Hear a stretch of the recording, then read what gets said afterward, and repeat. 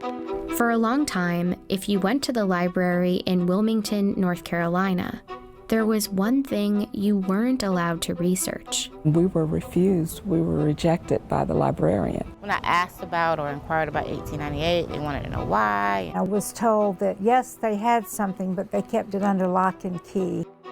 The story of Wilmington in 1898 still isn't widely known. What happened here on what's now just this empty patch of grass would radically change racial politics in North Carolina. This is the story of an American election, but also of something we don't usually find in American history: the violent overthrow of a democratically elected government.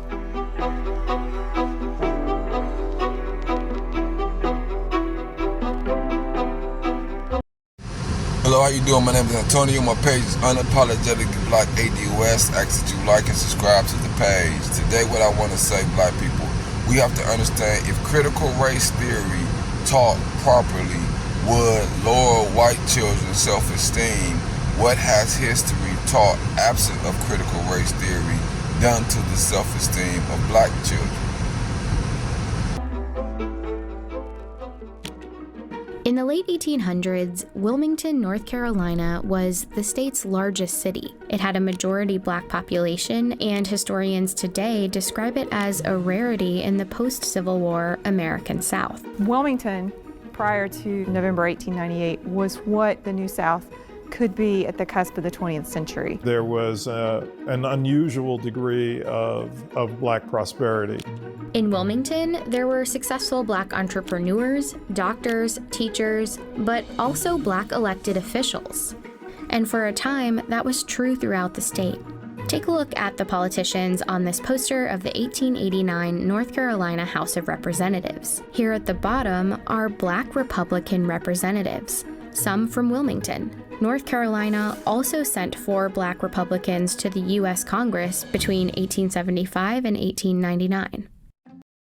If a black child looks around at his current condition and he begins to wonder, why does white people have accumulated more material wealth than blacks, then they will begin to think that it is because white people work harder, white people work smarter, because that is the narrative that America is pushing up on us and our children, that you get there through a meritocracy society based off of your own effort, and they're excluding the racial discrimination that us as a people have went through. That is why our condition is what it is currently, and their condition is what it is. So excluding the understanding of how race has played an effect on our economic condition, it would hinder the self-esteem and one's belief in self of black children. And if you leave out the effects that racism has played in uplifting white people, then it would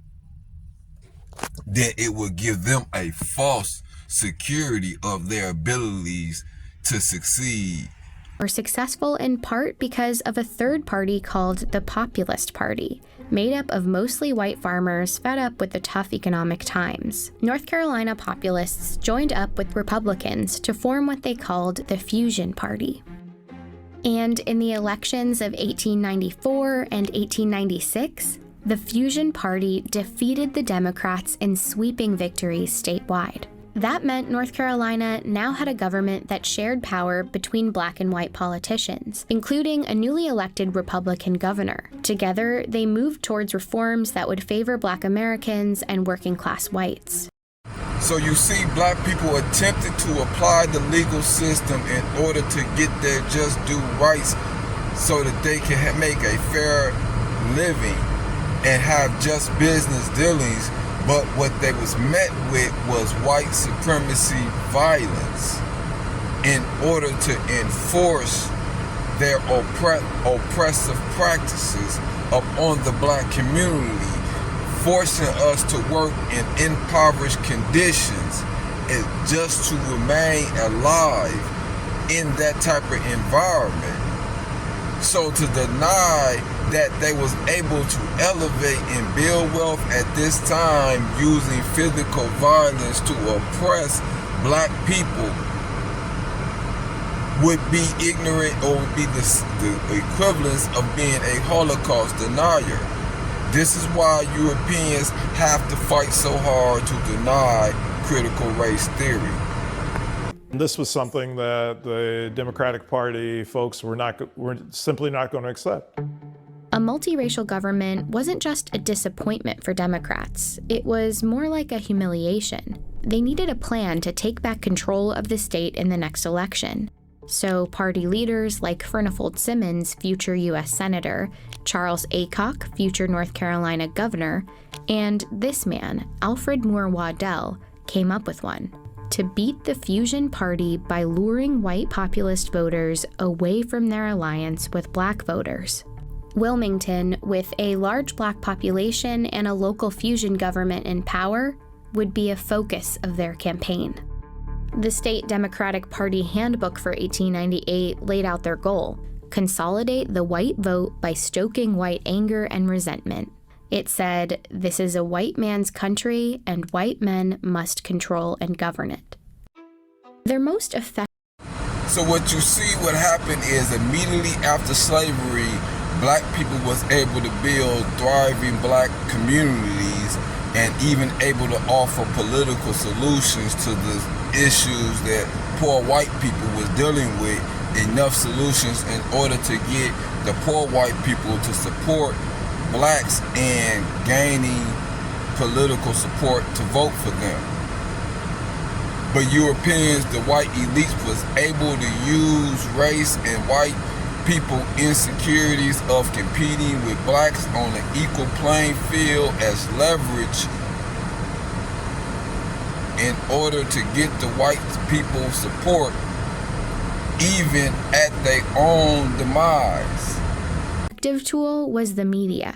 One of North Carolina's biggest newspapers was a Democratic Party mouthpiece. It ran racist political cartoons throughout 1898. Not everybody was literate in 1898, but to see a political cartoon of the type that ran, you may not be able to read it, but you know exactly what it means. Many of the cartoons were centered on the threat of Negro rule, even though the fusion government was mostly white. They also played up another fear. Black men threatening white women became a theme. White men need to do all that they can to protect white womanhood. This was all part of North Carolina Democratic strategy, but it echoed the national racist rhetoric of the time. In one speech that Democrats printed in a Wilmington paper, a prominent Georgia writer named Rebecca Felton said, "If it takes lynching a black man a day to protect white womanhood, I say lynch." Her speech, and they're able to use racism to rile up white people, to promote them to do violence and to destroy black people community and the wealth that we have built. This has happened repeatedly in America.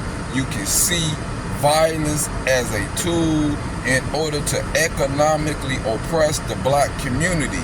This is why Europeans want to eradicate race, or the issue or the use of racism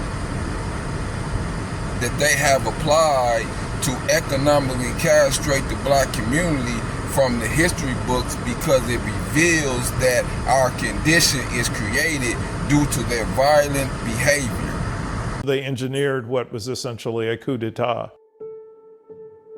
the day after the election, at a gathering for white men in Wilmington, the Democrats unveiled a document called the White Declaration of Independence.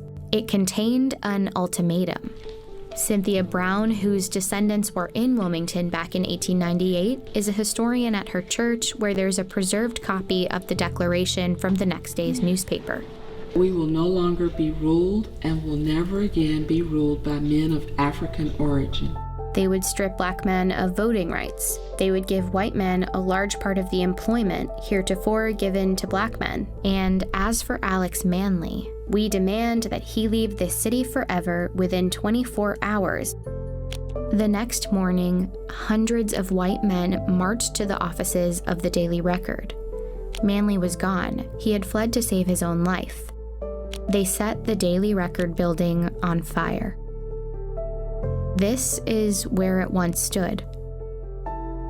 Once the white leadership destroyed Alex Manly's printing press, they destroyed one way in which the African American community in Wilmington could organize itself and keep itself informed. At City Hall, the mayor and board of aldermen were forced out. There's 200 armed men in City Hall at the time.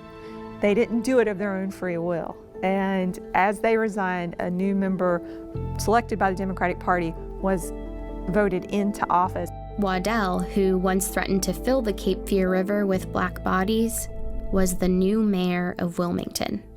Meanwhile, the mob had grown to about 2,000 men, and the violence spilled into the streets. In these photos, X's mark where the first black residents were killed.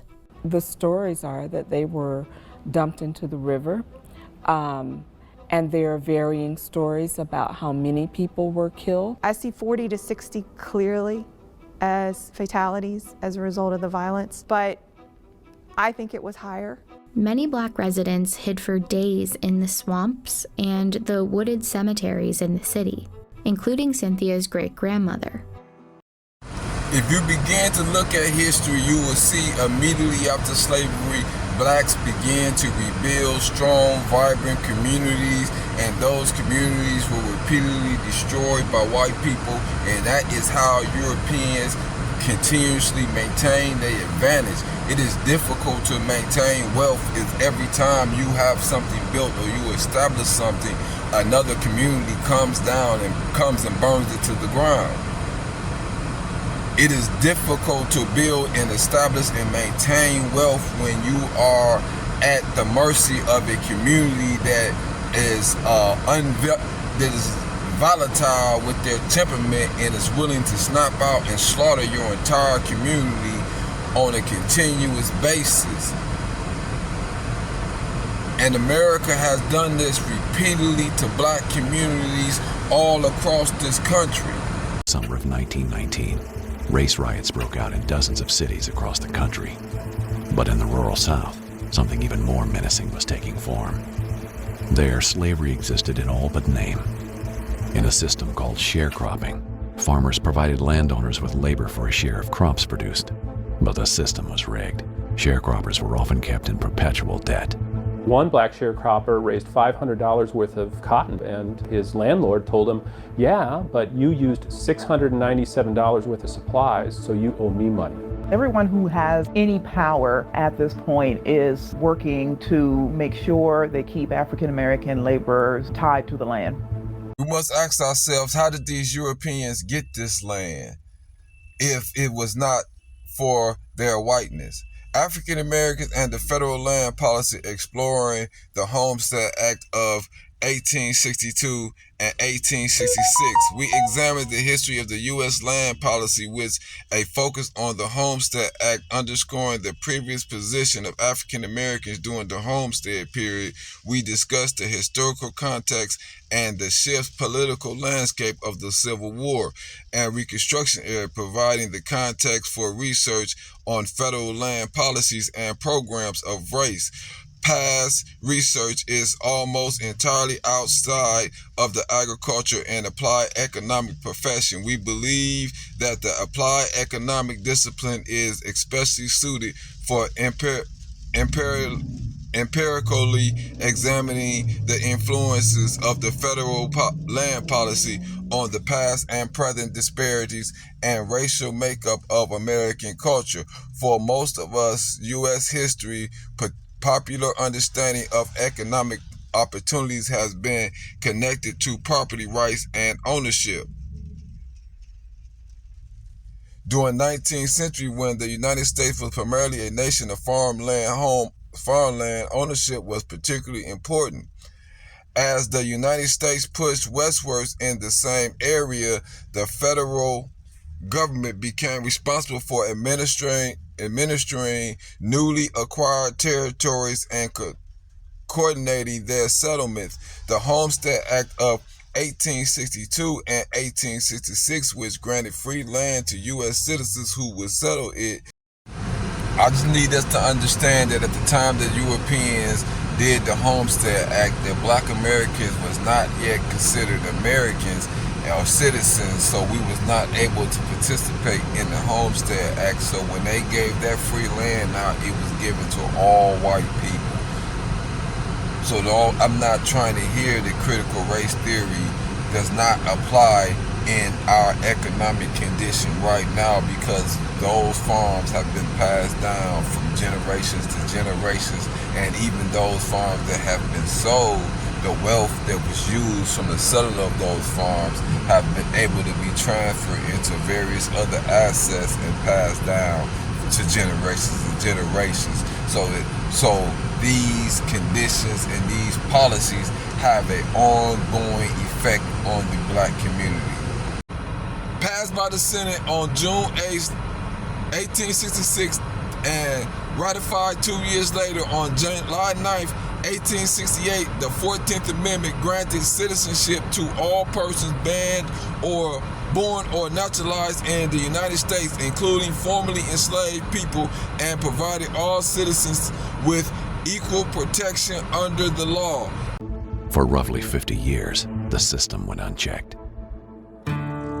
In the fall of 1918, a black man from Arkansas had had enough. Robert Hill had decided to form a union to represent sharecroppers. It was a dangerous decision, and one that would set off a chain of events involving mass murder, torture, and a landmark Supreme Court ruling. But first, he would need to organize. In his message, Hill was pretty simple and direct. Why is it that we cannot have fair payment for the honest and hard work we do? Despite the inherent risk involved with challenging whites, World War I veterans and other black sharecroppers became card-carrying members of the Progressive Farmers and Household Union of America. He believed that by paying dues, these members could have the services of lawyers and sue plantation owners for cotton that had been stolen from them and false numbers that had been placed in the plantation stores' books. On the The Elon Massacre was by far the deadliest racial confrontation in Arkansas history and possibly the bloodiest racial conflict in the history of the United States. While its deepest roots lay in the state's commitment to white supremacy, the events in and around Elon, Phillips County stems from tense racial relations and growing concern about labor unions. A shooting incident that occurred at a meeting of the Progressive Farmers and Household Union, escalating into mob violence on the part of the white people in Elon and surrounding areas. Although the exact number of unknown estimates of the number of African Americans killed by whites have ranged into hundreds. 5 white people lost their lives. The conflict began on the night of September 30th, 1919, when approximately 100 African American, mostly sharecroppers, on the plantation of white landowners attended a meeting of the Progressive Farmers and Household Unions of America at a church in Hoopsburg, Philadelphia County, 3 miles north of Elon. The purpose of the meeting, one of several by black sharecroppers in the Elon area during the previous months, was to obtain better payment for the cotton crops from the white plantation owners who dominated the area during the Jim Crow era. Black sharecroppers were often exploited in their efforts to collect payments for their cotton crops. The union had contracted white lawyers, Useless S. Button, whose son Orchard was at this meeting. Instantly, the rumor of a black uprising spread in a matter of hours. The idea of a sharecropper rebellion conveniently played into the hands of landowners who did not want their sharecropping practices scrutinized. They did all they could, as quickly as they could, to sound alarms that black farmers were out for white blood. The story gets magnified that the town is under attack, that blacks are killing people in the streets, that there is a revolution afoot. The sharecroppers quickly formed self-defense groups, expecting repercussions over the death of a white man. But they could not have predicted just how severe the response would be. The following morning, under the watchful eye of Sheriff Frank Kitchens and his deputies, posses of white men were sent to find, detain, and kill the offenders. When you have an out-of-control mob just being told there's a Negro insurrection going on, that mob is being very indiscriminate in its violence. You see houses being attacked, black-owned homes being ransacked. The black school was burnt. Notable families were killed. Black women and children have to go literally hide out in the woods because many of these people are indiscriminately shooting at African American women and their children. You first have to understand the only thing that placed them in the position to have that land, which was in Arkansas, was part of the Homestead Act when the expansion happened, is that blacks was not allowed to even get access to the land. And we're talking about a time when America was still a heavily agriculture dominated economy, and we was denied rights to own land. So you have to understand that the reason we was in this position was due to the government placing white people in a position above us by giving them the resources and us having to work their resources in order to provide and feed ourselves while enriching white people. This is why they need the high critical race theory, is because of the fact that it shows that they was only in power off of our skills and labor. This is only part one of many of this series that I'm about to do to show how racism has economically affected the black community and why it's important for us to understand CRT is because we have to understand that not knowing what got us in our condition can affect our psyche and self-confidence about ourselves and our own ability if we just only accepted who we are based off of the current condition we are in.